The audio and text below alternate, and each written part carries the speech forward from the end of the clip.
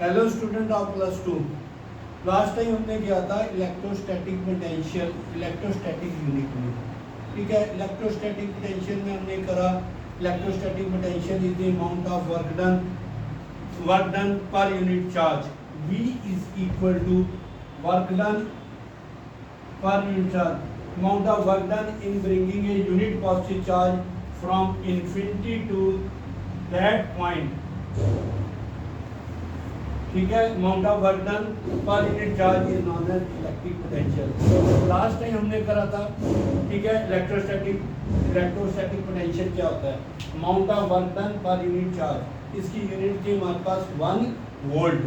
Okay, फिर हमने क्या electric potential due to point charge जिसकी वैल्यू आई थी हमारे पास V is equal to yes Q upon 4 pi epsilon naught R unit charge के कारण, पॉइंट चार्ज के कारण, electrostatic potential due to a point charge. Right, याद रखना V में आता है inversely proportional to 1 by R।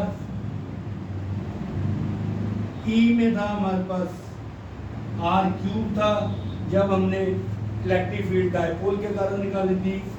F Coulomb's law से था हमारे पास 1 बाई आर स्क्वायर। 3 आ गया हमारे पास 1 बाई आर पर V is inversely proportional to 1 by R, E is inversely proportional to 1 by R cube due to dipole on the axial line and equatorial. F is inversely proportional to R square. Electrostatic potential it is the amount of work done per unit charge किया था जब हम किसी charge को electric field के अंदर लेके आते हैं। Per unit charge, work done per unit charge is known as electric potential. Yes student, आपको जरा सी 2 मिनट 1 सेकंड के लिए एक बात छोटी सी कहनी है। पढ़ाई करना एक अलग है, पढ़ाई तब होगी जब हम माइंड सेट करेंगे। अगर आप पढ़ते पढ़ते अगर आप बोर हो जाते हो या तो कोई काम कर दिया घर का, कोई थोड़ा सा काम करके फिर आपका ध्यान लग जाएगा। इसलिए अपने आप को बिजी रखना है। ये नहीं कि लगातार भी हम पढ़ाई करते रहेंगे तब भी हमारे को प्रॉब्लम आएगी, तभी हमारा इंटरेस्ट भी नहीं बन पाएगा। थोड़ा कई बार पेरेंट्स ने कहा कोई काम करो मार्केट से, वो काम करके या फिर घर का थोड़ा सा हल्का फुल्का जो भी काम होता है, या फिर आप अपने आप की थोड़ा सा इंजॉयमेंट जो भी आप सॉन्ग सुनते हो या फिर अपना LED पे जो भी आप मूवी देखते हो, उसके बाद अपना माइंड सेट करके माइंड फ्रेश होना भी जरूरी है। अब आपके पास हॉलीडेज होंगी, थोड़े दिन आप घूमने जा सकते हैं, उससे माइंड सेट हो जाएगा। मतलब कि पढ़ाई के साथ साथ ये नहीं कि लगातार पढ़ाई करते रहो, अपना पोटेंशियल बढ़ाने के लिए हमारे को थोड़ा सा हट के काम करो। घर का काम कर दिया, थोड़ा सा पेरेंट्स ने कहा ये कर दो, मार्केट का काम कराए, थोड़ा अपनी पर्सन सैर कराए, कोई आप जो भी आपकी हॉबी है उसके खेलने के अनुसार, कोई क्रिकेट खेलता है, कोई मूवी देखता है, उसके अकॉर्डिंग आप अपना थोड़ा सा टाइम 1-आधा घंटा उसमें एडजस्ट करके और फिर देखना आपका पोटेंशियल और बढ़ जाएगा। राइट, उससे हम एनर्जी आएगी, फिर माइंड फ्रेश हो जाएगा। फिर 3 घंटे पढ़ लिए, फिर थक गए, फिर थोड़ा सा काम कर लिया। इसके अकॉर्डिंग आपको बहुत ज़्यादा हेल्प मिलेगी, करके देखना। राइट, जब भी आपने पढ़ना है उसके बाद आपने एकदम से उठ के नहीं जाना। आप क्या करोगे, उठ के जाओगे तो फिर आपको प्रॉब्लम आएगी।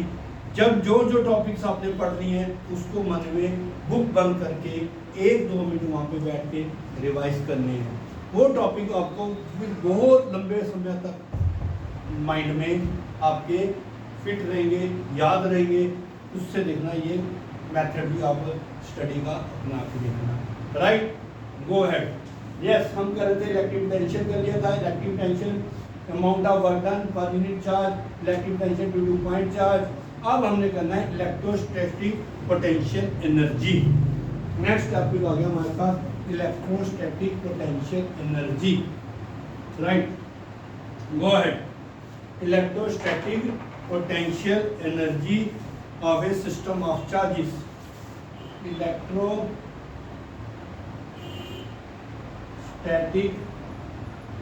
पोटेंशियल को मैंने ऐसे डाल दिया, potential energy of system of charges.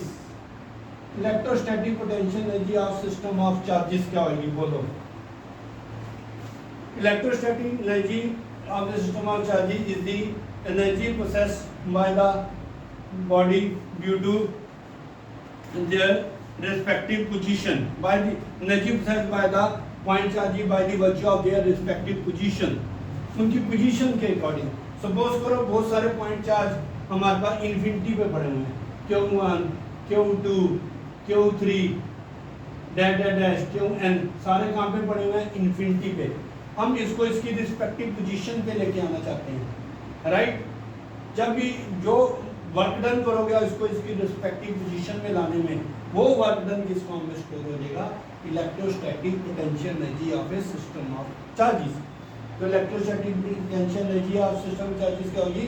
Electrostatic energy of a system point charges is the energy possessed by the various charges by the virtue of their respective position, या फिर total amount of work done in bringing the various charges to their respective position. Suppose करो आप Q1 को लेके आ रहे हैं, हम P1 पे गए, P1 पॉइंट पे R1 पोजीशन वेक्टर पे चार्ज Q1, अब स्टिल अनदर चार्जेस आ रहे हैं इन्फिनिटी। जब आप Q1 को लेके आए, Q1 किसी की फील्ड में तो नहीं है, तो ये किसी की फील्ड में नहीं है, तो इसकी पोटेंशियल एनर्जी वर्क डन इस पे कोई नहीं होगा, तो total amount of work done potential energy due to Q1 को लाने के लिए वर्क डन कितना होगा? 0, क्योंकि ये किसी भी फील्ड के अंदर नहीं आया, क्योंकि still the another charges are at infinity. W1 is equal to 0। Potential energy of a system of one point charges की क्या होती है? W1 क्या होगी? 0। जब आप Q2 को ले आए उठा के, यहाँ पे Q2 को हम लेके आ रहे हैं R2 पोजीशन वेक्टर पे इन्फिनिटी से, राइट। अब Q2 किसकी फील्ड में आ गया? Q1 की। अब इसके ऊपर ये फोर्स लगेगी, ठीक है। W1 तो वर्क डन 0 हो गया था, क्योंकि Q1 तो अकेला था, सारे चार्जेस कहाँ थे? इन्फिनिटी पे। अब Q2 किसकी फील्ड में आ गया? Q1 की, at a position vector R2। Now potential energy due to 2 point charges, potential electrostatic potential energy due to 2 point charges, potential energy is work done W V is equal to क्या होता है? W by Q, W is equal to V1 into Q2। आप क्या करोगे? Q2 पे P2 point पे लेके आए हो, जब P2 पॉइंट पे लेके आए, P2 पे हम क्या निकालेंगे? पोटेंशियल V1 का, इसके कारण इस पे पोटेंशियल आएगा, इंटू Q2 इस पे निकाल रहे हैं ना, तो वर्क डन कितना आएगा? V1 into Q2। V1 हम पॉइंट चार्जेस के कारण निकाल चुके हैं, R12 पोजीशन वेक्टर हो गया, इस तरफ पुट करो value 1/4 pi epsilon not, 1/4 pi epsilon not Q1 R12 Q2। This is the electrostatic potential energy due to system of 2 point charges। हम क्या कर रहे हैं? इलेक्ट्रोस्टैटिक पोटेंशियल एनर्जी क्या आती है? चार्जेस को रिस्पेक्टिव पोजीशन पे लाने में जो वर्क डन होता है वो स्टोर हो जाता है इलेक्ट्रोस्टैटिक पोटेंशियल एनर्जी की फॉर्म में। पहले आप Q1 को लाने में कोई वर्क डन नहीं हुआ, क्योंकि still the another charges are infinity, जो किसी की फील्ड में नहीं आया था ये Q1 चार्ज, ओके। तो W1 potential energy due to 1 point charges कितना आया था? 0। W2 जब आप Q2 को R2 पोजीशन पे लेके आए, तो इसके कारण इस पे आपने क्या करा? वर्क डन, ये फील्ड में आ गया Q2 की, Q2 किसकी फील्ड में आ गया? सॉरी Q1 की। इसके ऊपर हम वर्क डन करना पड़ेगा आपको Q2 को 1 की फील्ड में लाने के लिए। That work done store as a system of 2 point charges. हमारे सिलेबस में क्या है? Potential energy due to system of 2 point charges. Similarly अगर आप तीसरे चार्ज को लेके आते हो एट ए Q3 से R3 पोजीशन वेक्टर के साथ, अब Q3 किसकी फील्ड में आ गया? Q1 की फील्ड में भी आ गया, Q2 की फील्ड में भी आ गया। अब Q1 के कारण भी इस पे आएगी, और Q2 के कारण भी Q3 इसके ऊपर वो फील्ड में आएगा। Q3 Q1 की फील्ड में भी आ गया, Q2 की फील्ड में, तो ड्यू टू 3 पॉइंट चार्जेस कितनी हो जाएगी? वैसे है नहीं, मैं बता रहा हूँ 1/4 pi epsilon not Q1 Q3 upon R13। Okay, अब Q2 Q3 upon 4 pi epsilon not. तो ये हो जाएगा R23, पोजीशन वेक्टर 2 से 3 लेंगे। ओके, ठीक है, ये आ गई W3। Now total amount of work done in bringing the various charges to their respective position is known as a electrostatic potential energy. तो W कितना हो गया, W1 plus W2 plus W3। Similarly जब आप W4 W5 करोगे Wn तक तो total potential energy आ जाएगी। तो ये हमारे पास आ गया टॉपिक आज का, कौन सा था, electrostatic potential energy of a system of point charges the amount of work energy possessed by the various charges by the virtue of their respective position। Charges को उसकी पोजीशन में लाने में जो वर्क डन स्टोर होता है वो किस फॉर्म में स्टोर हो जाएगा, electrostatic potential energy.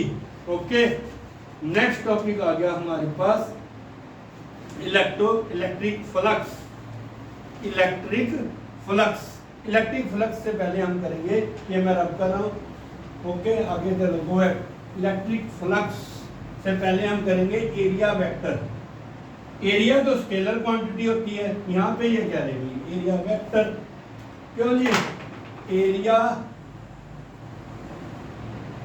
Vector, area is normally a scalar quantity but sometime it behave as a vector quantity. Suppose करो सब ये area, small area delta S, ये एस है, इसके अंदर ले लिया हमने delta S, delta S unit vector draw कर देते हैं हम इसके, normal to the area element. जैसे ये बोर्ड है हमारे पास, परपेंडिकुलर ड्रॉ करोगे unit vector N cap. Do you know that unit vector is equal to N cap is equal to vector divided by its magnitude. Therefore, delta S vector is equal to n cap into delta S. Okay. Area is scalar quantity, but sometimes it take as a vector। जब हम इसके unit vector draw कर देंगे, जैसे ये हमारा hand है, इसके यूनिट वेक्टर n cap। ये सरफेस एरिया है, बोर्ड है, इसका normal unit vector n cap। Unit vector is equal to vector divided by its magnitude delta S। Delta S vector delta S is equal delta S vector is equal to कितना आ गया, N cap into delta S. Okay, next electric flux. Next आएगा हमारे पास electric flux क्या होता है। Suppose करो एरिया रख दिया हमने इलेक्ट्रिक फील्ड में, इलेक्ट्रिक फ्लक्स, ये एरिया है हमारे पास, इसमें से लाइनें पास हो जाएंगी, इलेक्ट्रिक फील्ड में रख दिया, राइट। ओके, इलेक्ट्रिक फील्ड में रख दिया हमने एरिया, ये आ गया हमारे पास, राइट। स्मॉल एरिया एलिमेंट ले लिया हमने इसका डेल्टा एस, ठीक है। नाउ इस एरिया में से कितनी number of electric lines of forces pass होती हैं, उसको हम क्या करेंगे, electric flux.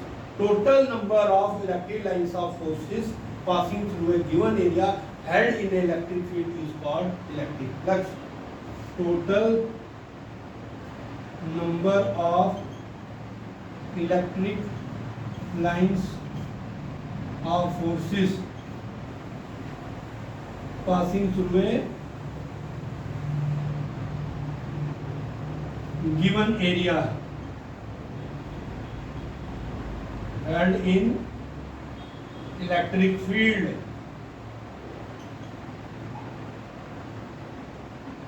E। Okay, now इसका नॉर्मल वेक्टर ड्रॉ करोगे। अगर ये एरिया ऐसे है, अगर इलेक्ट्रिक फील्ड ऐसे आ रही है, एंगल का ध्यान रखना है, इसका यूनिट वेक्टर ड्रॉ करोगे आप एन कैप इस तरह, theta. Theta is the angle between the E vector and delta S vector. Theta is the angle between E vector and small area element delta S. अगर हम लेते हैं ये भी स्मॉल डेल्टा ऐसी है, तो theta is angle between E and delta S. Okay, अगर ई और N cap both are in the same direction then electric flux is maximum. In case में थीटा इज इक्वल टू क्या है, 0, flux is maximum, electric flux is maximum. Theta is equal to 90 degree, flux is 0। Flux को किससे denote करना है, phi से, D phi is equal to 0, D phi is maximum small flux. तो E vector dot D S vector, right, ये आ जाएगा हमारे पास डी फाई। अगर हम इसको इंटीग्रेट कर देते हैं, इंटीग्रेट कर देंगे तो हमारे पास आ जाएगा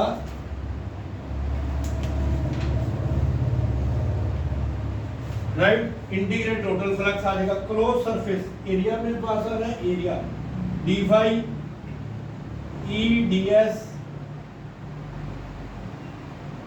राइट, इसको हम इंटीग्रेट करते हैं तो ये टोटल फ्लक्स बन गया बाई, राइट। ध्यान रखना है ई और एन कैप क्या होने चाहिए, सेम डायरेक्शन में है, ई भी इसी डायरेक्शन में, नॉर्मल ड्रॉन भी सेम है, सेम डायरेक्शन में है, तो थीटा क्या हो जाएगा 0। Theta is the angle between the E vector and delta S vector. Delta S vector हम निकाल चुके हैं, N cap is equal to delta S and delta S, delta S vector divide by delta S. Delta S के साथ अगर हम N cap के direction में ही आएगा डेल्टा एस, अगर ई और डेल्टा एस सेम डायरेक्शन में, theta 0, flux maximum, right. Theta is the angle between the E vector and delta S vector. Electrostatic potential energy करी, एरिया वेक्टर करा, area vector unit vector is vector divided by magnitude. Electric flux total number of, कोई एरिया हमने electric field में रख दिया, उसमें से कितनी number of electric lines of forces pass होती हैं, उसको हम क्या कहते हैं, electric flux. Suppose area delta S था, small delta S, E electric lines of forces pass हो रही थी, N cap is the normal drawn to the unit vector. If E and N cap both are in the same direction, theta is equal to 0, flux is maximum if E and n cap are normal। तो अगर हम ऐसे रख देते हैं, E तो इस तरफ है, नॉर्मल कहाँ है, इस तरफ, n कैप, दोनों में एंगल कितना हो गया 90 डिग्री। ओके, तो फ्लक्स कितना हो जाएगा 0, राइट। E और n कैप कितना होना चाहिए, सेम डायरेक्शन में होना चाहिए, तो electric flux is maximum. Theta is the angle drawn between the E vector and delta S vector. Next आ रहा है हमारे पास गॉस लॉ। ओके, क्लियर हुआ, electric flux total number of, ये कंफ्यूज नहीं होना, E theta is the angle between the E vector and delta S, E vector and delta, इसको आप डेल्टा एस ही कंसीडर कर लेते हैं सारे एरिया को, ये जो हेड करा हुआ है इसमें, राइट। या फिर डेल्टा एस कॉस थीटा इस एंगल में लेंगे, ई की डायरेक्शन में, थीटा क्या हो गया 0, delta E and delta S, E delta S cos theta, तो हमने क्या रख दिया, ई vector dot delta S vector, total electric flux. ये इंटीग्रेशन में जब हम ऐसा सिंबल डालते हैं क्लोज का, तो इसमें कहते हैं क्लोज सरफेस, ए सरफेस, तो ये आ गया फाई, राइट। गॉस लॉ करते हैं, गॉस लॉ क्या कहता है, ओके मैं रब कर रहा हूँ ये E delta S cos theta, E and delta S cos theta क्या होना चाहिए, सेम डायरेक्शन में, या फिर E and normal drawn to the area element क्या होना चाहिए, सेम डायरेक्शन में। नेक्स्ट आ गया गॉस लॉ। गॉस लॉ क्या है,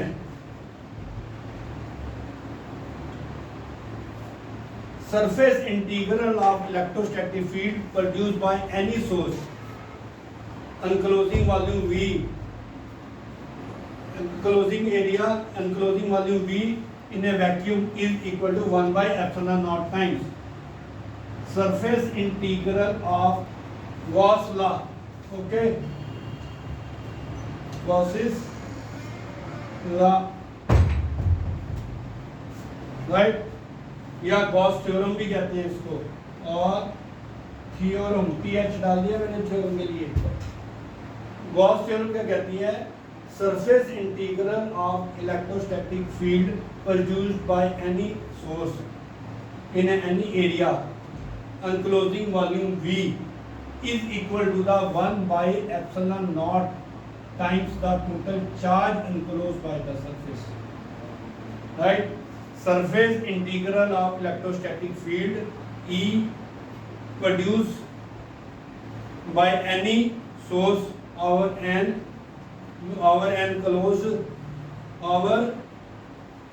any closed surface. Surface integral of electrostatic field produced by any source. Suppose करो हमने अपने इसमें हैंड में एक क्यू चार्ज रख दिया, इसको हमने क्लोज कर दिया, अब इलेक्ट्रिक फील्ड बाहर आएगी तो ये क्या बन जाएगा सारा EDS। तो चार्ज इसके अंदर क्या था? क्यू, तो इलेक्ट्रिक फ्लक्स जो हमने डाला EDS, इसको सरफेस इंटीग्रल भी कहते हैं। Surface integral of electrostatic field produced by any source over an area enclosing volume. Area कौन सा होगा? जो इसके अंदर था, क्लोज कर दिया, फ्लक्स बाहर आएगा। This is equal to electric flux is equal to 1 by epsilon naught times the total charge enclosing the surface, enclosing in a surface enclosing volume V is equal to this आ गया। ठीक है, इसके अंदर Q charge दिया, तो क्या कहता है गॉस लॉ? क्या कहता है? Surface integral of electrostatic field produced by any source in our any surface enclosing volume V in a vacuum is 1 by epsilon naught times the total charge enclosed by the surface. या फिर total electric flux produced by any source enclosing volume V in an area is in vacuum is equal to 1 by epsilon naught times the total charge Q enclosed in a surface. Okay, ये आ गया हमारे पास Gauss law. अब हम करेंगे Gauss law का proof. Right, Gauss law का प्रूफ करें। ठीक है, करो। Consider a positive charge Q is at O। Positive charge Q ले लिया हमने at O। Due to this positive charge electric field is radially outward. R is imaginary, a sphere of radius R. Okay, small area element हमने ले लिया ds। अब E भी इसी तरफ है, n कैप भी इसी तरफ है, तो मैंने क्या कहा था उसमें फ्लक्स में n कैप और E both are in the same direction, theta is equal to 0, flux is maximum. Now हमने क्या प्रूव करना है? E ds is equal to 1 by epsilon naught times the Q। Electric field intensity at a point P कितनी होगी? Yes, बताइए। Electric field intensity, electric field intensity at P करके आए हैं। पीछे हम पॉइंट चार्ज के कारण इलेक्ट्रिक फील्ड जो O पे पड़ा हुआ है 1 by 4 pi epsilon naught Q by R square into R cap। Right, इसमें पुट करनी है value into ds vector equal to 1 by 4 pi epsilon naught Q by R square into R cap। ds vector की value कितनी थी? n cap into ds अभी बताया था। दो यूनिट वेक्टर का डॉट प्रोडक्ट क्या होता है? 1। तो Q by ये आ गया 1 by 4 pi epsilon naught Q upon R square बाहर लग देते हैं। इंटीग्रेशन में क्या आ जाएगा? ds कितना होता है स्फीयर का? 4 pi R square 1 by 4 pi epsilon naught Q upon R square into 4 pi R square। 4 pi से 4 pi कैंसिल, R square से R square, तो ये कितना आ गया? Q upon epsilon naught। यही प्रूव करना था हमने। E vector dot ds vector total electric flux is equal to q by f। Consider a positive charge, हमने क्या करा, गॉस लॉ की derivation. Consider an isolated point charge Q is held at a point O. Due to this positive charge, electric field is radially outward at a point P. Imagine a sphere of radius R. ds is a small area element. E कितनी हो जाएगी at point P पे 1 by 4 pi epsilon Q by R square into R cap। इसमें value put करी, ds की value हमने डाल दी n cap into ds, दोनों यूनिट वेक्टर का dot product 1 Q by 4 pi epsilon R square बाहर, close D surface area क्या होता है स्फीयर का 4 pi R square। तो ये आ गया। अब इसमें अगर नंबर ऑफ पॉइंट चार्जेस हों Q1 Q2 Q3 तो सबकी टोटल ऐड हो जाएगी, हमारे पास टोटल फ्लक्स आ जाएगा। फिर हमारे पास Q के कारण Q1 के कारण निकालोगे फ्लक्स, Q2 के कारण निकालोगे Q3 plus delta dash Qn के कारण। तो ये क्या आ जाएगा कैपिटल Q। गॉस लॉ क्या कहता है, electrostatic flux through any close surface produced by any source point charge in enclosing area in an and enclosing volume V in a vacuum is equal to 1 by epsilon naught times the total charge inside the surface area। मैंने कहा था Q charge यहाँ पे रखेंगे, हम इसको close कर देते हैं, इलेक्ट्रिक फ्लक्स बाहर आएगा। वो कहता है इलेक्ट्रिक फ्लक्स जो इसके अंदर चार्ज पड़ा हुआ था इसके किसके टाइम आएगा 1 by epsilon naught times का क्यू, राइट। इलेक्ट्रिक फ्लक्स हो गया हमारे पास, electric flux total number of electric lines of forces passing through a given area। next आ गया हमारे पास एक और टॉपिक है, कौन सा है देख लेते हैं। वो इलेक्ट्रिक फ्लक्स के बाद हम करेंगे गॉस लॉ कर दिया, गॉस लॉ के बाद आएगा deduction of Coulomb's law from Gauss law. Deduction of electric flux clear हो गया नहीं, total electric flux clear, sorry Gauss law clear हो गया। गॉस लॉ कहता है total electric flux produced by any source over surface area, point charge ही produce करेगा उसको, enclosing volume V in a vacuum is equal to 1 by epsilon naught times the total charge. Q charge रखा हमने O पे, इसके कहां electric field radially outward है। E vector E निकाला हमने, P पे डाल दी वैल्यू, P पे निकाली E की वैल्यू, उसकी पुट करके E की वैल्यू सरफेस इंटीग्रल ds। तो ये आ गया हमारे पास Q by epsilon, Gauss law का प्रूफ कर दिया हमने Q by epsilon not. Okay go ahead. Next deduction of Coulomb's law from Gauss law, deduction of Coulomb's law from Gauss law, last topic. फिर हम करेंगे गॉस लॉ के use करके electric field calculate करेंगे। Gauss law तब तक नहीं लगेगा जब तक सरफेस क्लोज नहीं होगी। आप हो गया हमने तो कूलम्स लॉ से भी इलेक्ट्रिक फील्ड निकाली। डिफरेंस क्या है कूलम्स लॉ और गॉस लॉ में? कूलम्स लॉ ओपन में लग जाता है, गॉस लॉ किस में लगेगा जब तक सरफेस क्लोज ना हो जाए। Okay, deduction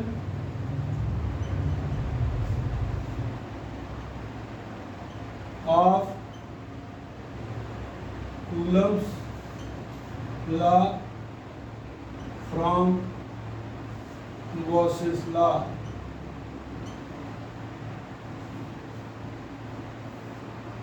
Deduction of Coulomb's law from Gauss's law. Right? Go ahead.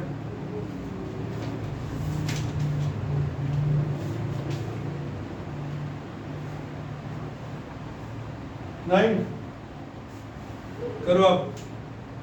Consider a positive charge Q is at O. Due to this positive charge, electric field is radially outward, right? Consider small area element, मैंने अभी पीछे कराया आपको ds। इस ds के unit vector क्या आएगा, n cap draw करोगे। Now फ्लक्स में ध्यान रखना है, इलेक्ट्रिक n कैप और E बोथ डायरेक्शन में होंगे तो फ्लक्स मैक्सिमम होगा n theta is 0, N cap और ई सेम डायरेक्शन में होना चाहिए, मैंने बताया आपको।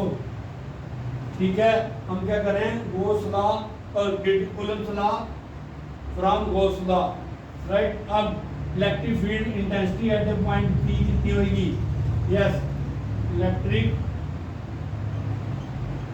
Field intensity at P due to Gauss law. करो, गॉस लॉ से निकालें E vector dot D S vector is equal to क्या कहता है गॉस लॉ?